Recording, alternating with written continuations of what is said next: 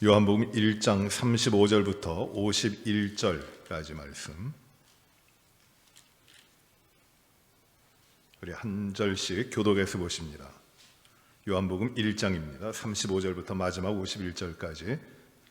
또 이튿날 요한이 자기 제자 중 두 사람과 함께 섰다가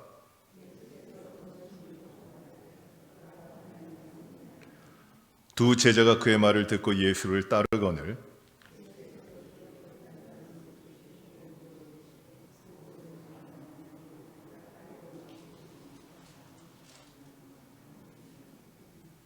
예수께서 이르시되 와서 보라. 그러므로 그들이 가서 계신 데를 보고 그날 함께 거하니 때가 10시쯤 되었더라.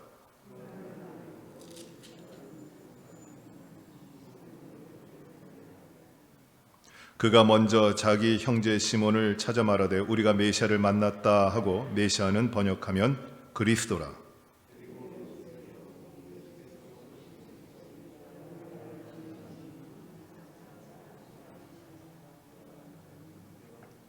이튿날 예수께서 갈릴리로 나가려 하시다가 빌립을 만나 이르시되 나를 따르라 하시니, 빌립이 나다나엘을 찾아 이르되 모세가 율법에 기록하였고 여러 선지자가 기록한 그 일을 우리가 만났으니 요셉의 아들 나사렛 예수니라.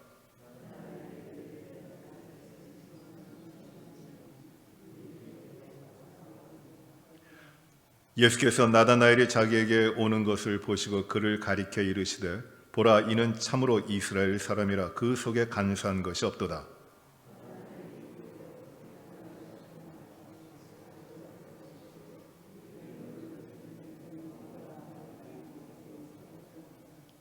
나다나엘이 대답하되 랍비여, 당신은 하나님의 아들이시요 당신은 이스라엘의 임금이로소이다.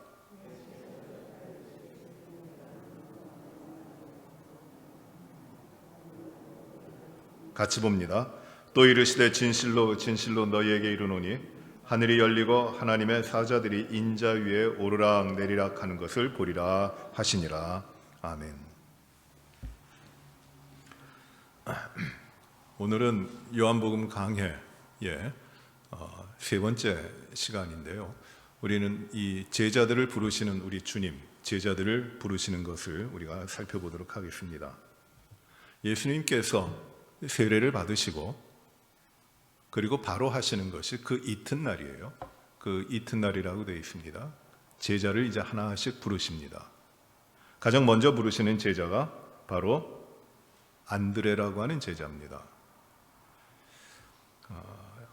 예수께서 그 세례 요한에게 세례를 받으시고 그 예수님을 향해 말하기를 보라, 이는 세상 죄를 지고 가는 하나님의 어린 양이라고 세례 요한이 이 이야기를 합니다. 그 말을 듣고 세례 요한의 제자 가운데 같이 있던 두 제자가, 가까이 있던 두 제자가 이제 예수님을 따라갑니다.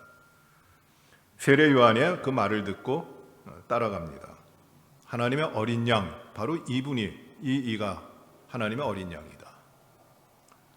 이 하나님의 어린 양이라는 말은 이 어린 양이라는 말은 흠이 없는, 결점이 없는 그 새끼 양이라는 것입니다. 이것은 이 어린 양,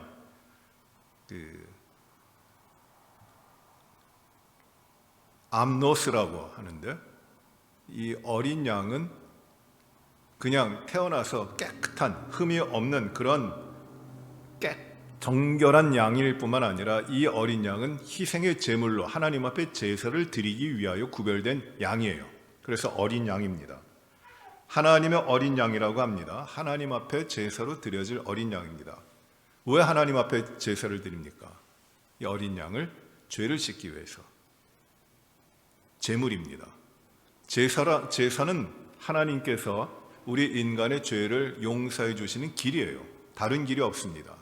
이 제사를 통해서, 피 흘림의 제사를 통해서 그 죄를 용서해 주시는데, 그 제사를 드리는 제물 어린 양입니다. 그런데 예수님을 가리켜 세례 요한이 하나님의 어린 양이다, 세상 죄를 지고 가는 하나님의 어린 양이다 이야기합니다. 그 말을 듣고 세례 요한의 두 제자가 예수님을 따릅니다. 그 중에 하나가 누구냐면 안드레고, 하나는 또 누굴까요? 잘 모릅니다. 그런데 아마 그 사도 요한이 이 요한복음서를 쭉 기록하는데 숨겨놓은 사람들이 있어요. 이름이라든지 누군지는 언급하지 않지만 그 가운데 있는 사람이 있는데, 가령 예수님이 그 마지막 만찬을 하실 때 예수님 품에 앉아 있던 그 사랑받던 제자가 나오잖아요. 그가 누굽니까? 요한 자신이거든요. 아마 여기서도 이 요한이, 나중에 예수님의 제자가 되는 요한이 처음에는 세례 요한을 따랐던 제자였는데, 세례 요한의 제자였는데, 안드레와 같이 예수님의 세상죄를 지고 가는 하나님의 어린 양이라고 하는 말을 듣고 예수님을 와 봤던 그 제자가 아닌가, 그런 생각을 합니다. 그런데 이 안드레가 확실하게 나타난 그 세례 요한의 두 제자 가운데 하나였던 안드레가 예수님께 올 때 예수님께서 물어보십니다. 물어보시는데 무엇을 구하느냐 이렇게 물어보십니다. What do you seek? What do you inquire? 라는 것이에요. 무엇을 찾느냐? 무엇을 궁금해하느냐? 무엇을 알고자 하느냐? 이런 말입니다. 그 말에 대해서 안드레가 무엇이라고 대답하냐면, 랍비여, 어디 계십니까? 랍비라는 말 이제 나중에 설명드리겠습니다만 이건 굉장한 말입니다. 선생님이라고 번역하는데 우리가 생각하는 선생님보다 훨씬 엄청난 말입니다. 엄청난 분이에요. 랍비는 아무나 랍비 될 수 있는 것이 아닙니다. 선생님, 랍비여, 지금 어디 머무십니까? 어디에 머물러 계십니까? 라고 물어봅니다. 어디 머무십니까? Where do you stay? 예요. 거기에 대해 예수님이 무엇이라고 대답하시냐면, 와 보라, 내가 어디에 머무는지 와 보라 말씀하시는 겁니다. 그래서 그 안드레가 예수님의 가서 계신 데를 보았죠. 그리고 얼마 동안 머뭅니까? 그날 함께 거합니다. 그날 함께 거해요. 그리고 안드레의 동생이 있는데 그가 시몬입니다. 시몬을 불러서 시몬을 찾아와 말을 하는데, 우리가 메시아를 만났다, 우리가 그리스도 구원자를 만났다고 이야기합니다. 그리고 그 시몬을 데리고 예수님께 나아오는데 예수님께서 보시고 그 시몬, 요한의 아들 시몬을 향하여, 시몬아, 너는 시몬인데 이제 장차 너를 게바라 하겠다, 베드로라 하겠다라고 하십니다. 게바라 하겠다고 하십니다. 시몬을 데려가는데 시몬을 보시고 게바라 하시겠다고 하시는 것이에요. 시몬이라고 하는 뜻은 구약의 12지파 가운데 그 야곱의 12아들 중에 시몬이 있죠. 시몬은 하나님이 들으셨다라고 하는 뜻입니다. 하나님 앞에 아뢰어진 것이 하나님이 들으셨다라고 하는 의미의 그 이름인데, 이 시몬이라고 하는 이름이 참 많아요. 그런데 이 시몬은 또 어떤 뜻이 있느냐 하면, 모래알같이 작은 것이라는 뜻이 있습니다. 그러니까 아마 사람의 이름으로 쓸 때는 구약부터 내려오는 그 유명한 이름이었던 시몬이라고 이름을 붙였겠지만, 그 시몬이라고 하는 그 단어의 뜻, 그 글자의 뜻에는 자그마하게 숨겨져 있는 뜻이 무엇이냐면, 모래알과 같은 것 또는 흔들리는 갈대와 같은 것이라고 하는 의미가 있어요. 이게 중의적인 의미가 되는데, 예수님께서는 그 시몬이 오시는 것을 보시고, 너 작은 자다, 너는 갈대와 같이 흔들리는 자다, 그러나 내가 너를 게바가 되게 하겠다. 게바는 무슨 뜻이에요? 베드로는 반석, 바위라는 말입니다. 흔들림 없는 바위가 되게 하겠다, 이렇게 주님이 말씀하시는 것입니다. 그 다음 날입니다. 그 다음 날 예수님께서 갈릴리로 바닷가로 나가시려다가 빌립을 만나십니다.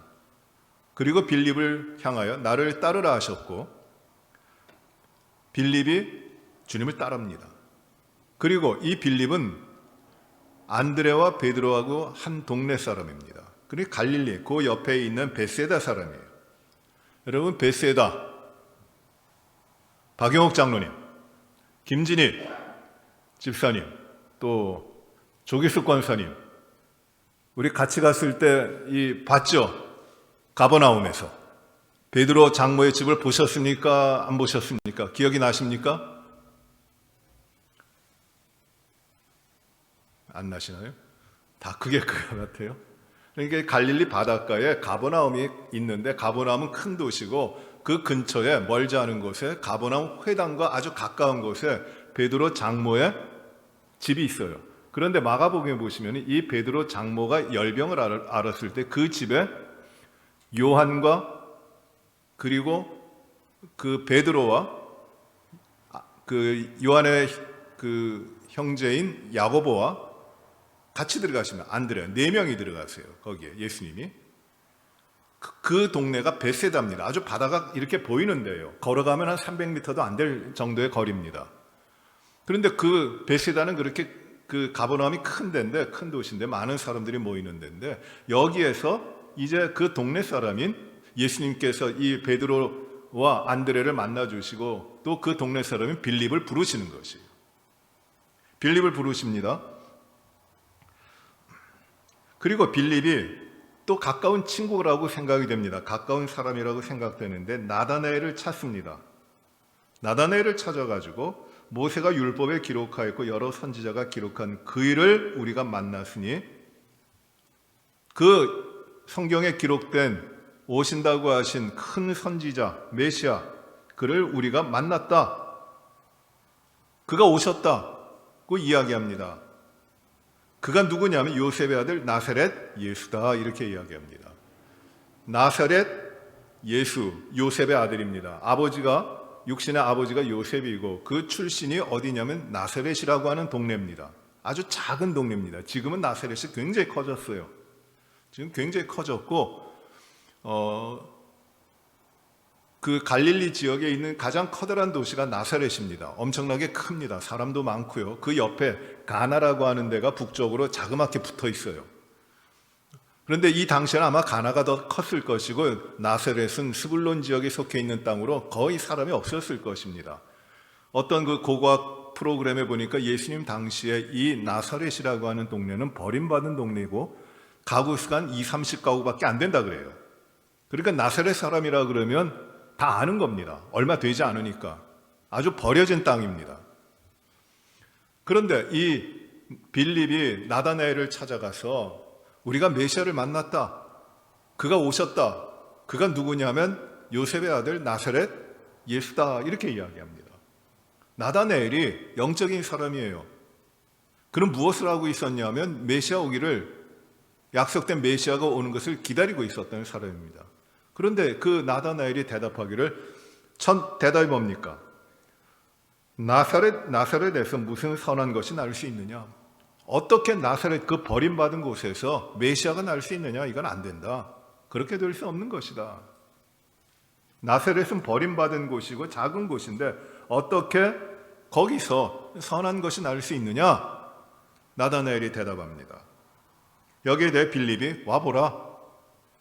주님이 하셨던 대답과 똑같은 대답을 합니다. 와보라. 그런데 나다나엘을 데리고 빌립이 나다나엘과 같이 오는데 그 나다나엘이 오는 걸 보시고 예수님께서 이렇게 말씀하십니다. 이는 참으로 이스라엘 사람이다. 이스라엘 사람이다. 누구냐? 무슨 말입니까? 이 사람은 하나님을 찾는 사람이라는 것이에요. 하나님을 기다리는 사람이다. 하나님 앞에 사는 사람이다. 그 속에 간사한 것이 없다. 이렇게 말합니다. 예수님께서 그렇게 말씀하십니다. 여러분, 예수님의 12제자를 보시면은 좀 이따 우리 12제자를 한번 다 살펴볼 텐데 12제자를 보시면 대부분이 뭐 하던 사람들이냐면은 고기 잡던 사람들이에요. 베드로하고 안드레가 형제로 고기 잡았고 그 동업자라고 나오죠. 동업자 야고보하고 형제 요한이 나오고 그리고 빌립도 그 동네 사람입니다. 이렇게 적어도 5명이 고기를 잡았어요. 그 다음에 또 어떤 사람이 있습니까? 이 제자 가운데 그 세리였던 마태가 있죠. 레위라고도 불려지는 마태가 있습니다. 이 사람은 뭐 하던 사람이에요? 세관에 앉아있던 사람이에요. 돈 걷던, 세금을 걷던 사람입니다. 그리고 또 12제자 가운데 그 가나나인이라고 나오죠. 가나나인 시몬이 있어요. 예전 성경에는 가나안인이라고 번역된 적도 있었는데 그거 아닙니다. 가나나인이에요. 그리고 마태복음, 누가복음에는 가나나인이라고 번역되고 마가복음에는 셀롯인이라고 번역됩니다. 누가복음에 셀롯이라고 번역돼요. 이 셀롯 또는 가나나인은 누구냐면 열심당원입니다. 열심당원이에요. 이 이스라엘 갈릴리 출신들 가운데 이스라엘 로마에 빼앗겼는데 이제 무력을 가지고 로마로부터 우리가 독립해야 된다 하는 그런 지혜를 가지고 있는 그런 사람들입니다. 열정을 가지고 있는 사람들이에요. 독립투사 같은 사람들입니다. 그런 무리 가운데 한 사람이었던 시몬, 가나나인이 나옵니다. 그리고 유다, 가룟 유다는 유일하게 예수님 12 제자 가운데 이 갈릴리 출신이 아니에요. 그런데 이렇게 보면은 전부 다 이 제자들 가운데 어부였던 사람, 또 고기 잡던 사람들, 그리고 세리가 있었고 자기의 생업을 살아가던 사람인데 이 유일하게 바돌로메 또는 나다나엘이라고 하는 이 제자는 어떤 사람이냐면 무화과 나무 아래서 예수님이 그 메시아가 오실 것을 기다리는 사람이에요. 하나님을 대망하며 그리스도가 오실 것을 대망하며 기다리고 있던 사람이 누구냐면 이 나다나엘, 또 바돌로메라고 불려지는 나다나엘입니다. 그를 보신 것이에요, 주님이. 그래서 이 나다나엘을 보시고 그 안에 간사한 것이 없다, 참 이스라엘이다 이렇게 말씀하시니까 이 나다나엘이 예수님께 대답을 하는데 나를 어떻게 아십니까? 나를 언제 보신 적이 있습니까? 물어봅니다. 그에 대하여 예수님께서 말씀하시는 빌립이 너를 부르기 전에 내가 무화과 나무 아래 있을 때 보았다. 이미 내가 너를 알고 있다. 무화과 나무 아래 있는 건 내가 봤다는 것이에요. 무화과 나무가 그 아래서 무엇을 했을까요? 여러분, 무화과 나무는 특별한 거죠. 이스라엘 백성들의 그 민족의 나무예요. 그 민족적인 겁니다. 메시아가 오시기를 기다리는 것이에요. 그 무화과 나무 아래에서 오실 메시아를 묵상하며 기다리고 있던 그 나다나엘을 예수님께서 이렇게 만나 주시는 겁니다. 그 말을 듣고 나다나엘이 예수님을 향하여 랍비여 당신은 하나님의 아들이시요 당신은 이스라엘의 임금입니다 라고 대답합니다. 놀랍니다. 나를 어떻게 합니까? 내가 메시아를 기다리는 사람인 줄 어떻게 합니까? 그것을 알아보시는 당신은 진실로 하나님의 아들이시고 이스라엘의 왕이십니다 라고 대답합니다. 깜짝 놀라는 거죠. 예수님께서 대답하시는데 내가 너를 무화과 나무 아래에서 보았다 함으로 믿느냐? 이것보다 더 커다란 일을 보리라. 이제 너는 더 커다란 일을 보게 될 것이다. 진실로 너희에게 이르노니 진실로 너희에게 이르노니 하늘이 열리고 하나님의 사자들이 인자 위에 오르락 내리락 하는 것을 보리라 하시니라. 이 예수님을 통하여 하늘이 열리고 그 인자들, 하나님의 능력이, 하나님의 권능이 임하고 역사가 될 것을 이제 너는 볼 것이다. 그래하여 이 나다나엘을 부르시는 겁니다. 이렇게 예수님의 12 제자를 부르시는 것이 끝났을까요? 다른 제자들을 부르시는 것은 이렇게 자세하게 나오질 않습니다. 도마를 어떻게 부르셨는지, 또 예수님의 12 제자 가운데 야고보가 2명이에요. 세베대 아들 야고보가 있고 알페오의 아들 야고보가 있는데 이 야고보를 어떻게 부르셨는지도 모르고, 또 다데오라고 나옵니다. 다데오, 이 다데오는 다데오가 그 유다로, 야고보의 아들 유다로도 불려지는데 누가복음에는 이 다데오를 유다라고 부르는데 이 유다가 누군지도 잘 모릅니다. 다데오, 유다. 그러니까 예수님의 12 제자 가운데 야고보가 둘이 있고 유다가 둘이 있는 거예요. 어떻게 주님께서 어떻게 부르셨는지 잘 모르는 것이에요.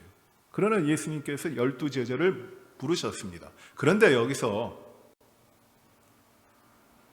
예수님께서 처음에 요한복음 1장에서 제자를 부르시는 사건과 또 마태복음에 보시면은 마태복음 4장과 5장에 걸쳐 갖고 예수님이 제자들을 부르시는데 그 사건과 또 마가복음에서 예수님을 부르시는 사건이 마태복음과 비슷해요. 그리고 누가복음에서 예수님을 부르시는 사건이 조금 상이합니다. 좀 달라요. 왜 그럴까? 그 상황은 무엇일까? 어떻게 주님이 이 제자들을 부르신 건가 하는 것을 이제 살펴보려고 합니다. 예수님께서 제자들을 부르시는 것이 예수님이 공생애를 시작하시면서 첫 번째예요. 첫 번째 하시는 일이 제자들을 부르시는 겁니다. 예수님이 세례를 받으시고 그리고 그 이튿날 제자를 부르시는 거거든요. 그리고 예수님께서 마태복음과 누가복음, 마가복음에 보시면은 예수님이 시험 받으시죠. 공생애를 시작하시면서 시험을 받으시는데 그 시험 받으신 후에 하시는 일이 무엇이냐면 제자들을 불러 세우시는 것이에요. 그러니까 제자를 부르시는 것은 예수님의 사역에 있어가지고 첫 번째 있었던 일입니다. 그러면 이 제자를 부르시는데 그 모든 12명의 제자를 한꺼번에 다 부르셨는가? 그건 아니에요. 그러면 제자들이 부름을 받았을 때 한 번에 모든 것을 다 버려두고 예수님을 따랐는가? 그것도 아닌 것 같아요. 가장 먼저 예수님께서 12제자를 부르시는데 가장 먼저 부르신 제자가 요한복음 1장에 나오는 제자들일 겁니다.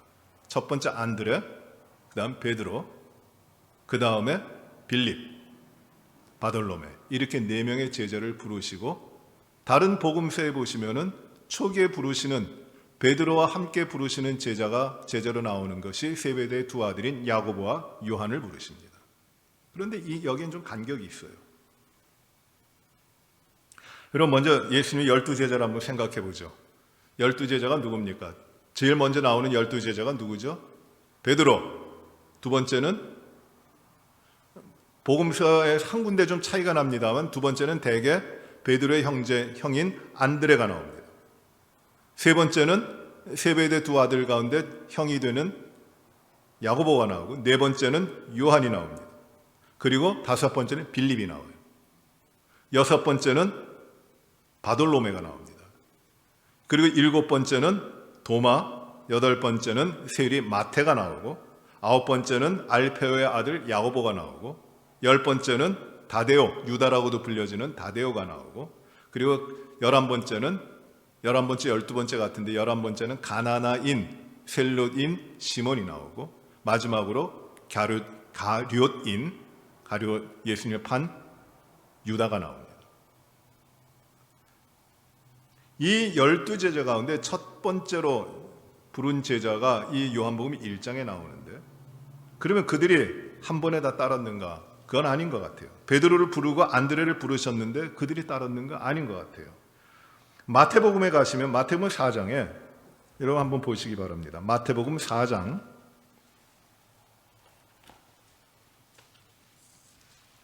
이 제자를 부르시는 사건이 나오는데 4장 18절부터 22절 우리 같이 읽어봅니다. 시작. 갈릴리 해변에 다니시다가 두 형제 곧 베드로라 하는 시몬과 그의 형제 안드레가 바다에 금을 던지는 것을 보시니 그들은 어부라.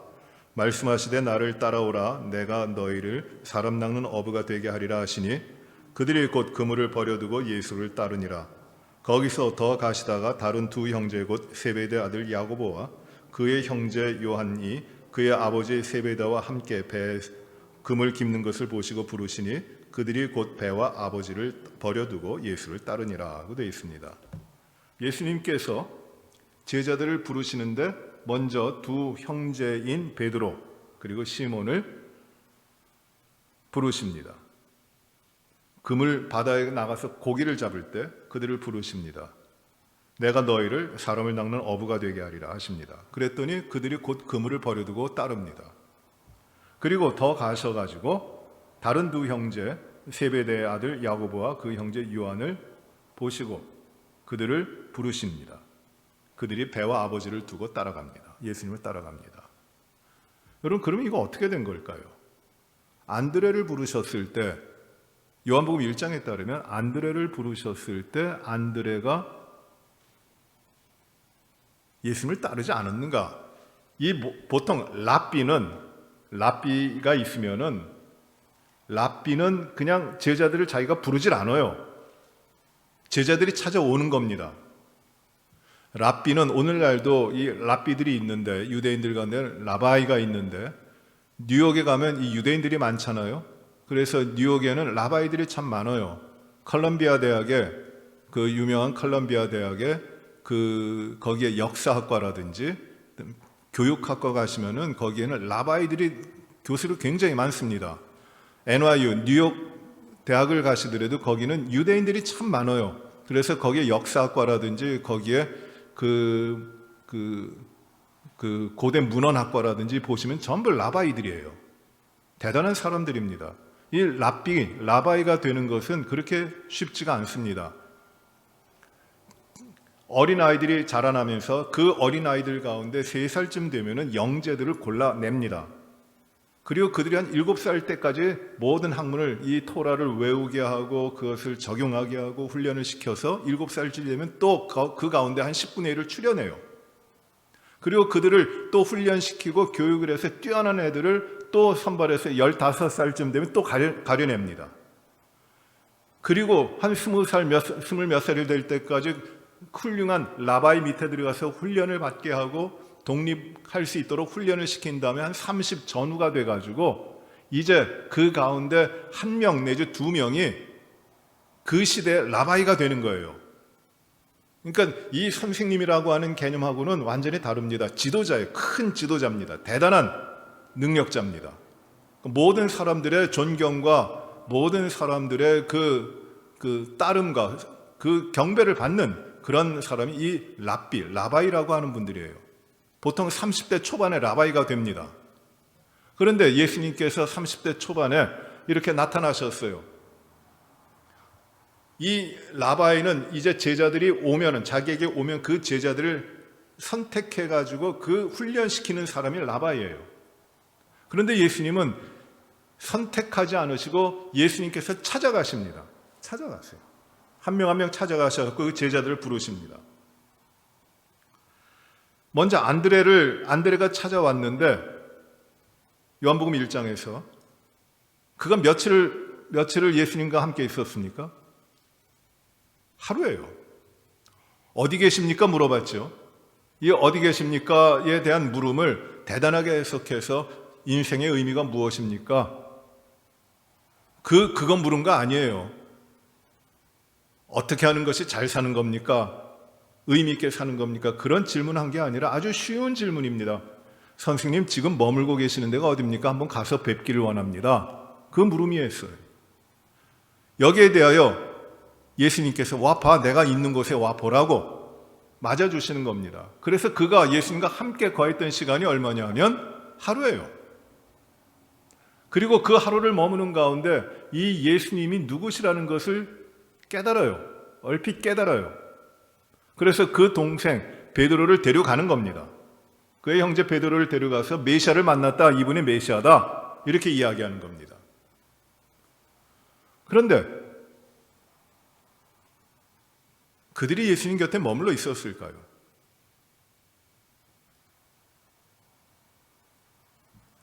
그런 것 같진 않아요.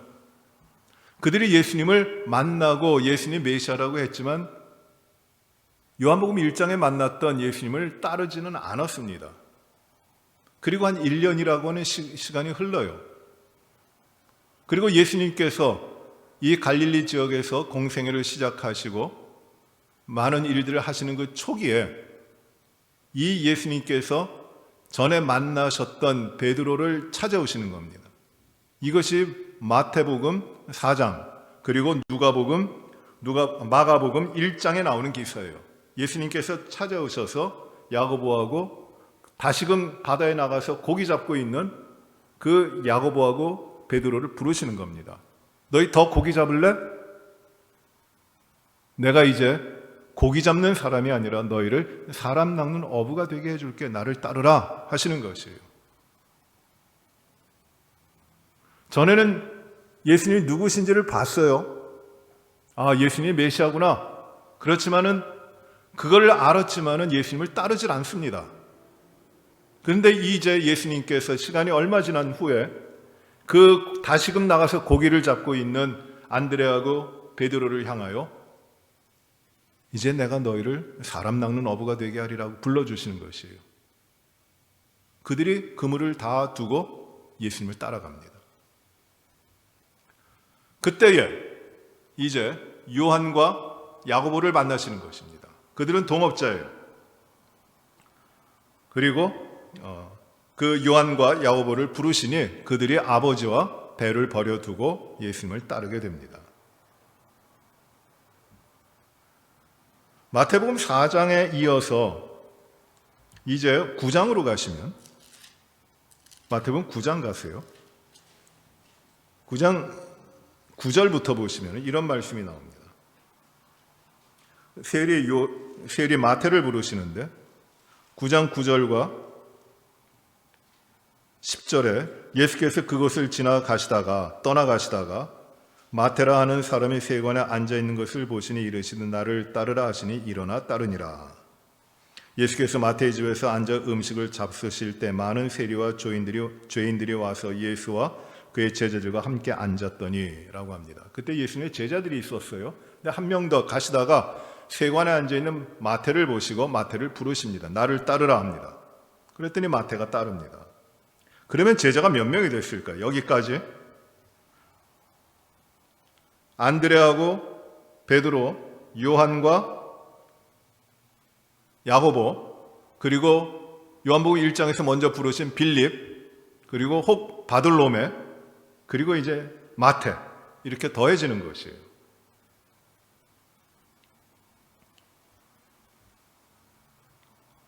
예수님께서 제자를 한 번에 부르신 것이 아니라 이렇게 차차차차 불러가시는 겁니다.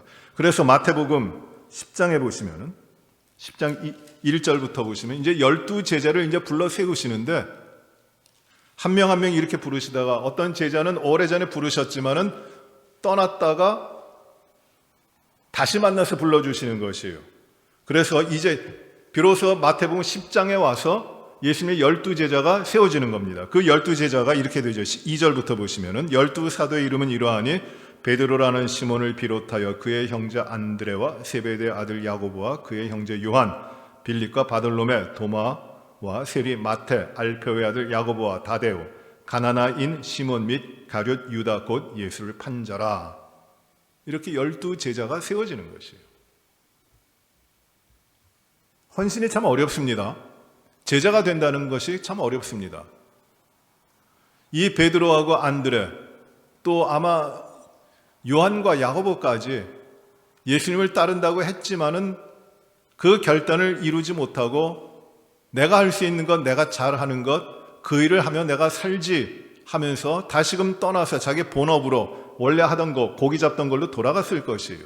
그들을 다시 예수님께서 찾아와 주십니다. 이걸 굉장히 중요하게 봐야 됩니다. 마가복음에서 예수님께서 제자를 부르시는 것은 마태복음과 거의 유사하고요.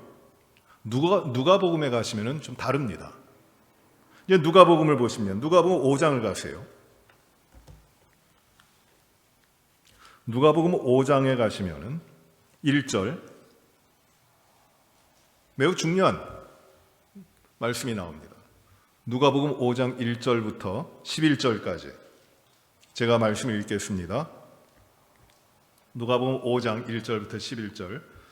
무리가 몰려와서 하나님의 말씀을 들을새 예수는 게네사렛 호숫가에 서서 호숫가에 배 두 척이 있는 것을 보시니 어부들은 배에서 나와서 그물을 씻는지라.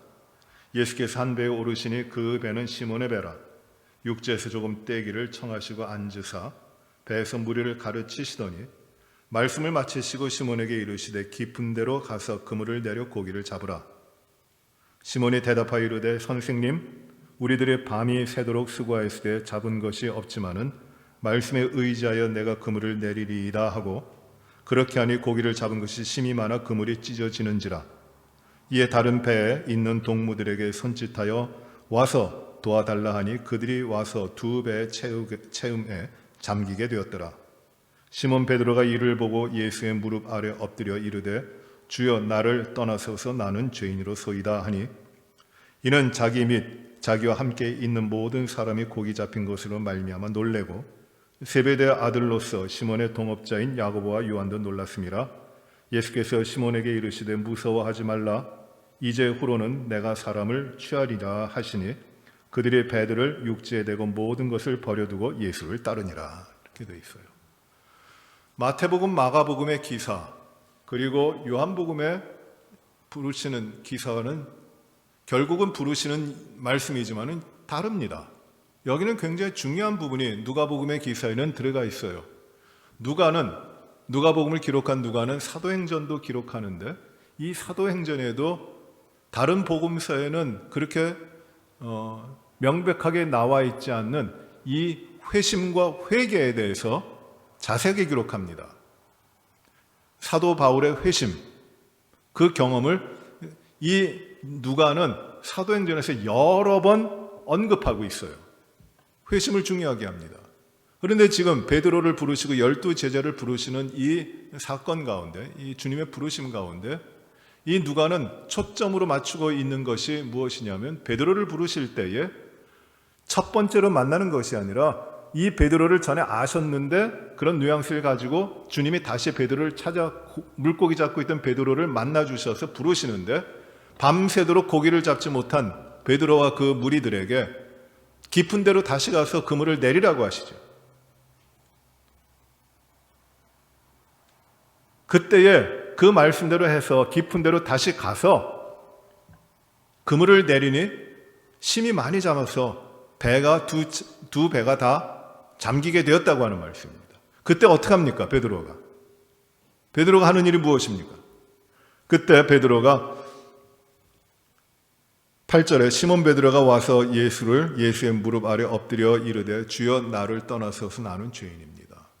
자기를 고백하는 거예요. 나는 죄인입니다. 나를 떠나십시오. 내가 주님을 감당할 수 없습니다. 나를 떠나십시오. 나는 죄인입니다. 여러분 혹시 이 베드로가 전에 부름을 받았는데 그 부르심 가운데 순종하지 못하고 주님이 불러주셨는데 메시아가 오셨다는 것 알면서 메시아가 바로 예수 그리스도가 메시아다 구원자라 하는 것을 알면서도 그 가운데 삶을 들이지 못하고 나는 다시 고기 잡으러 간다. 예수님이 십자가에 죽으셨을 때 베드로가 했던 말이 무엇입니까? 나는 고기 잡으러 간다 했잖아요.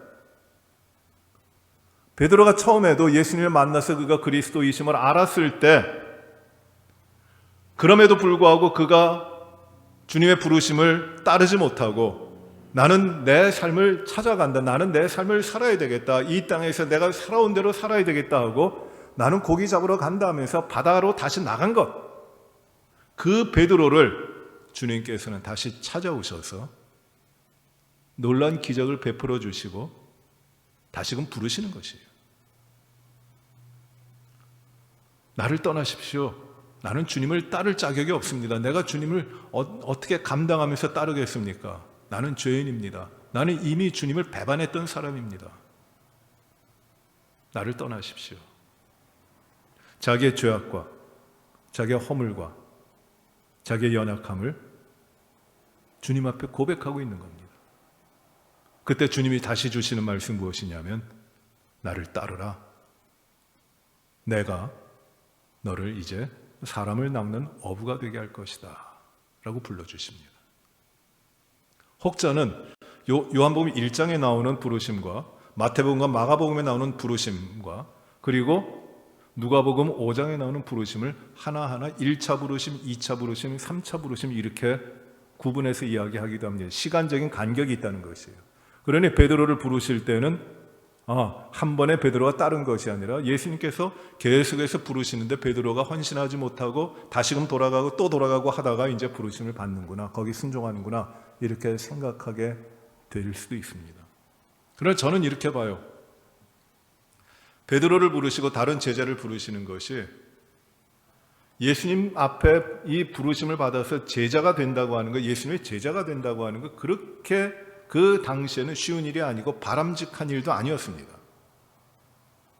왜냐하면 예수님을 알지도 못하는, 출신이 어딘지 알지도 못하는 라바이라고 스스로 부르는, 선생이라고 부르는 분이었는데 누가 그를 따라갑니까? 알지 못하는 것이에요.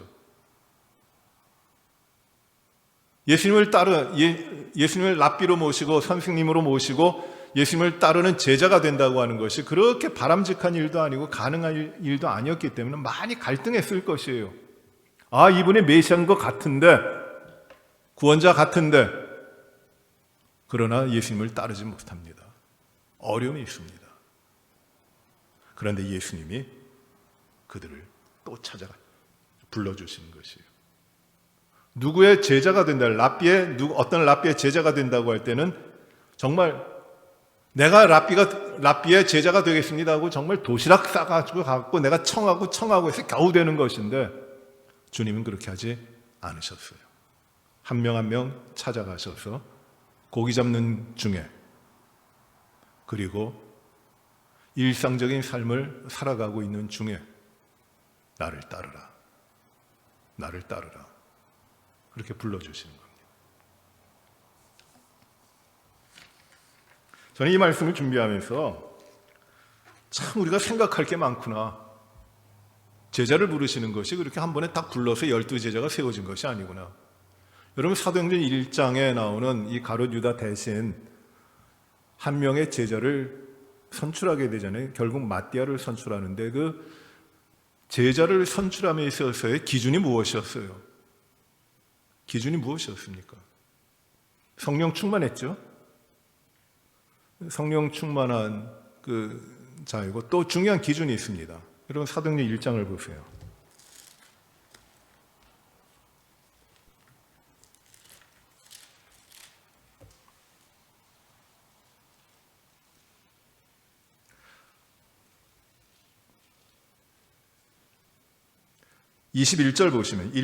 사도행전 1장 21절을 보시면 이러함으로 요한의 세례로부터 우리 가운데서 올려져 가신 날까지 주 예수께서 우리 가운데 출입하실 때에 항상 우리와 함께 다니던 사람 중에 하나를 세워 우리와 더불어 예수께서 부활하심을 증언할 사람이 되게 하여야 하리라. 이렇게 이야기합니다. 조건이 뭡니까? 자격. 예수님께서 요한의 세례를 날부터, 즉 예수님의 세례를 받으시는 날부터 올려 가시는 날까지, 즉 부활하시는 날까지 예수님의 공생의 모든 기간 동안에 함께 있었던 자들,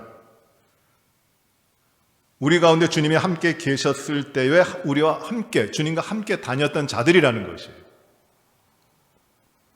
이들이 제자입니다.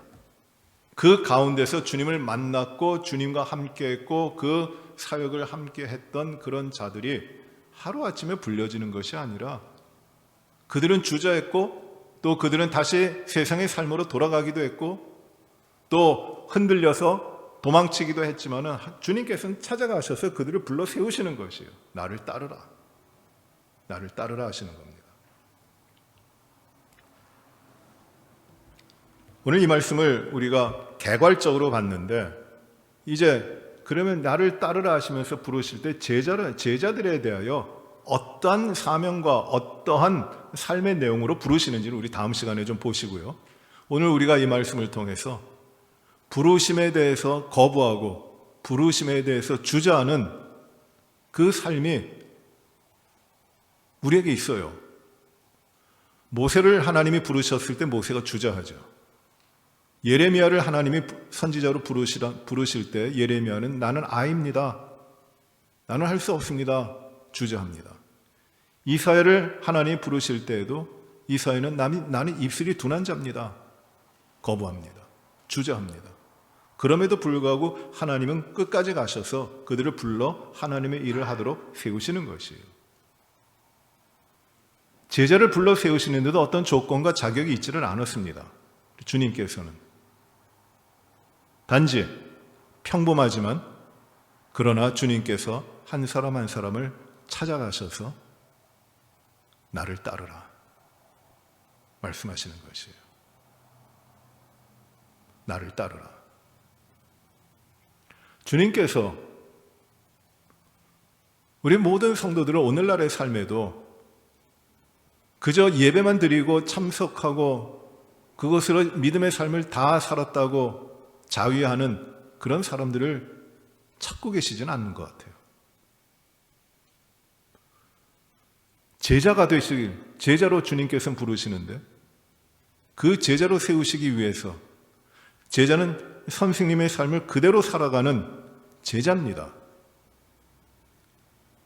그 삶이 어렵고 힘들고 때로는 잃어버려야 될 것들이 많다 할지라도 그 제자의 삶을 살도록 주님께서는 계속 도망가고 주저하고 두려워하고 있는 사람들에게 주님께서는 찾아와서 부르시는 것이에요. 그 부르심에 순종하고 내가 주님을 따릅니다. 아버지도 버리고 배도 버리고 내 소유도 버리고 가족을 떠나서 다 버리고 오직 주님을 따른다고 할 때 그것이 제자의 길로 들어가는 것이에요. 주님은 그 길을 이루시도록 하기 위해서 오늘도 우리 가운데 쫓아오시고 찾아오시는 겁니다. 너의 삶에서 내려놓고 나를 따라야 될 부분이 무엇이냐? 그것을 묻고 그 내려놓지 못하는 것들을 내가 주저하고 있는 것들을 내가 그렇게 귀하게 여기고 있는 것들이 내려지도록 하시면서 나를 따르라 하시는 거죠. 성도는 제자가 되어야 됩니다. 제자. 선생님을 배우고 선생님을 따르는 선생님의 삶을 살아가는 제자. 이 제자의 삶으로 주님이 우리를 인도해 가시는데 주저함도 없이 두려움도 없이 우리가 이 제자의 길을 갈 수 있도록 우리가 다시금 우리의 마음과 우리의 삶을 깨끗하게 정리하고 세상에 대해 집착하지 마시고 나 자신에 대해서 대단하다고 생각하지 마시고 나의 가치와 나의 소망과 나의 어떤 영광이 다 하나님 앞에서 내려지고 오직 주님의 생명으로만 기쁘게 살아갈 수 있도록 우리가 헌신하는 그런 삶을 하나님께서는 우리에게 기대하시고 계시는 것이에요. 오늘 이 말씀 통해서 우리의 삶을 한번 다시 돌아보시고 주님의 부르심 가운데 피하지 말고 응답하고 주 앞에 나아가는 우리 모든 성도님들이 되시기를 간절히 바랍니다. 기도하십시다. 은혜로우신 아버지 하나님, 제자들을 부르시는 주님의 모습을 저희가 봅니다. 친히 찾아오셔서 이제는 물고기 잡는 자들이 아니라 사람을 낚는 어부가 되게 하리라. 이제는 생명을 얻는 사역자가 되게 하리라. 생명을 취하여 하나님께 영광 돌리는 삶을 살게 하리라. 이렇게 말씀하시는 주님의 음성을 저희가 듣게 됩니다. 우리가 제자로 부름을 받았지만 주저하고 떨며 두려워하며 세상에 속해 있는 관심과 재미와 흥미로 인해 여전히 주님의 부르심을 따른 듯 하지만 또 도망가고 주님의 초청을 응하는 것 같지만 또 내 삶을 살아가고 하는 일들이 얼마나 많습니까? 온전히 주님 부르심 앞에 우리의 모든 삶이 드려지게 하시고 참으로 주님을 따르는 제자의 삶을 주님의 은혜 가운데 이루어갈 수 있도록 하나님 인도하여 주시옵소서. 예수님 이름으로 기도하옵나이다. 아멘. 하늘에 계신 우리 아버지여, 이름이 거룩히 여김을 받으시오며 나라의 마옵시며 뜻이 하늘에서 이루어진 것 같이 땅에서도 이루어지이다. 오늘날 우리에게 일용할 양식을 주옵시고 우리가 우리에게 죄 지은 자를 사하여 준 것 같이 우리의 죄를 사하여 주옵시고 우리를 시험에 들게 하지 마옵시며 다만 악에서 구하옵소서. 대개 나라와 권세와 영광이 아버지께 영원히 싸움나이다. 아멘.